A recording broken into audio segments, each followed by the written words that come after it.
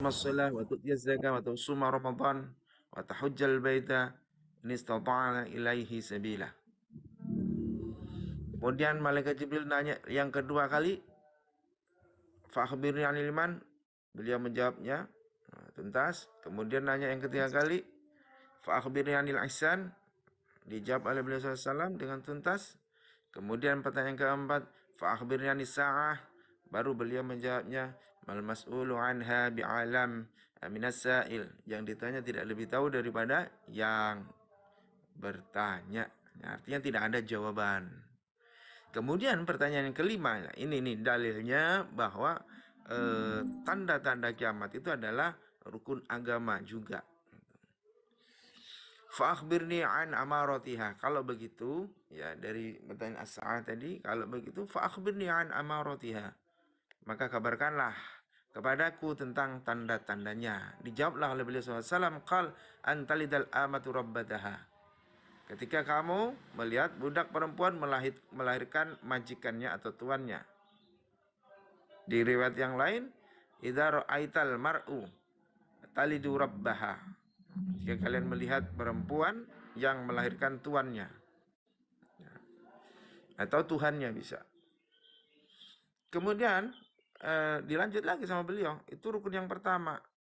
Jadi arkan anamorotiha tadi ya, atau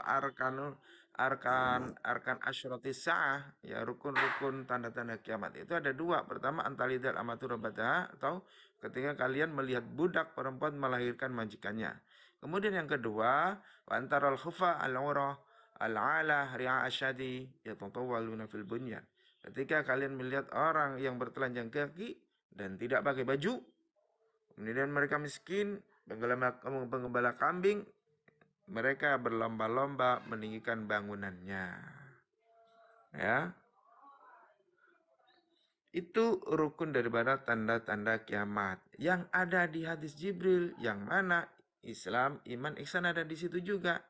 Tapi kenapa kok umat Islam mayoritas itu tahunya hanya 3?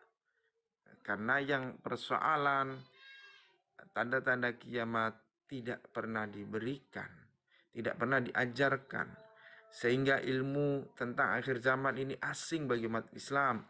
Padahal kehidupan umat Islam di akhir zaman itu ya dia sudah diberikan ilmunya oleh Rasulullah SAW dengan nubuah-nubuah beliau, hadis-hadis tentang khabar-khabar di akhir zaman. Tetapi umat Islam banyak yang lalai. Nah, disitulah dalilnya ketika bicara tanda-tanda kiamat ya. Meskipun di dalam kitab Nubdhatun Nubdha yang ditulis oleh Al-Habib Abu Bakar Al-Adani bin Ali Al-Masyuri ini dibedakan sifatnya.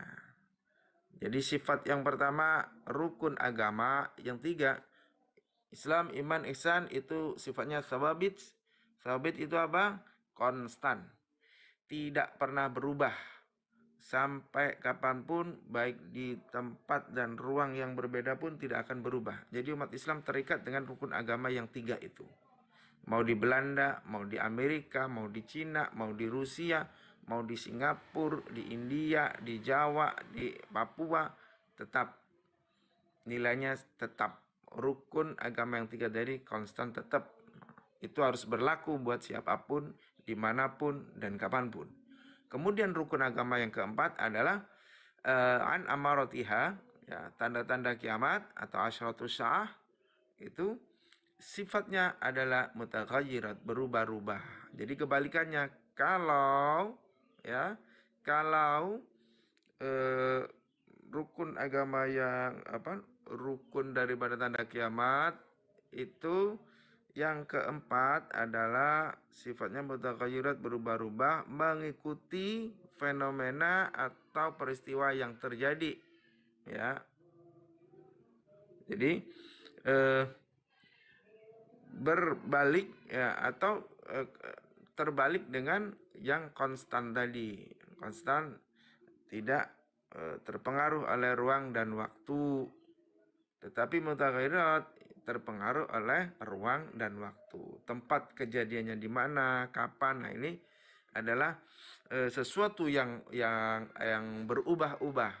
Jadi rukun agama itu ada 4, yang 3 adalah sifatnya tsawabit, yang keempat hanya satu aja, yaitu rukun tanda-tanda kiamat, itu sifatnya mutaghayyirat, berubah-ubah mengikuti waktu dan ruang.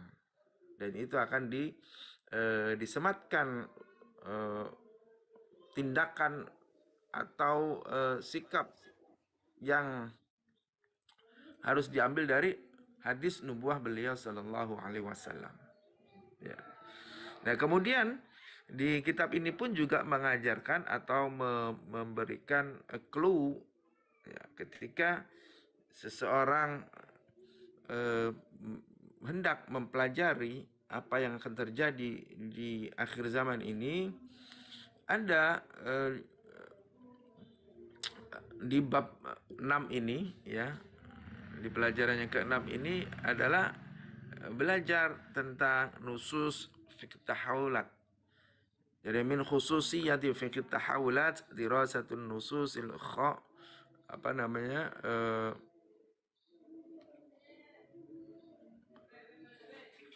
jadi kekhususan fikih tahawulat ini adalah mempelajari nas-nas ya, nas-nas baik itu dari Al-Quran ataupun dari hadis.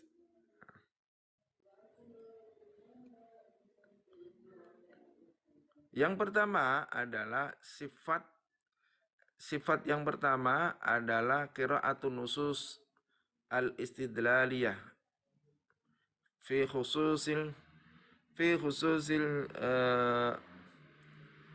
ahdi risalati wal wahyi. Ya, kemarin sudah kita pelajarin sifat pertama qiraah. Qiraah ini bisa dimaknai memahami atau penalaran ya. Penalaran memahami atau penalaran nas daripada Al-Qur'an ataupun hadis ya, di mana disebut istidlaliyah. Jadi pengambilan dalil. Ini adalah kekhususan di masa risalah ya, atau wahyu. Jadi turunnya wahyu atau risalah. Artinya berarti istidlaliyah ini, sifat yang pertama istidlaliyah ini adalah ketika beliau SAW diutus hingga beliau wafat. Itu namanya istidlaliyah. Jadi pengambilan dalil itu ada di situ. Karena memang sumber dalil ya, baik itu perkara hukum, perkara akidah, perkara tauhid, perkara sejarah, itu diturunkan ketika beliau SAW diutus hingga beliau wafat. Kemudian sifatul saniyah ya, sifat yang kedua yaitu qiraatun nusus al-istibaqiyah min ahdi Rasulillah ila yaumil qiyam ila qiyamis sa'ah wa ma yaliha. Jadi sifat yang kedua adalah penalaran qiraah nusus, penalaran atau pemahaman nas-nas baik Al-Qur'an ataupun hadis. Istibaqiyah, sifatnya adalah istibaqiyah, ke depan. Min ahdi Rasulillah sallallahu alaihi wasallam ila qiyamis sa'ah wa ma yaliha. Waktunya adalah, maksudnya adalah kapan istibaqiyah itu adalah ketika Rasulullah SAW diutus hingga hari kiamat dan setelahnya. Jadi maksudnya adalah nas-nas tadi, nas hadis atau nas ayat Al-Quran itu berbicara persoalan setelah beliau diutus hingga kiamat dan setelahnya. Setelah kiamat yaitu negeri akhirat.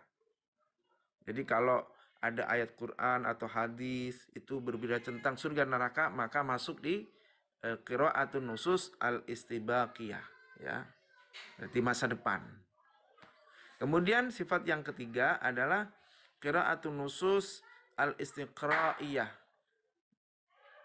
min ahdi Rasulullah sallallahu alaihi wasallam tasa'udiyan ila ahdi Adam wa takwini.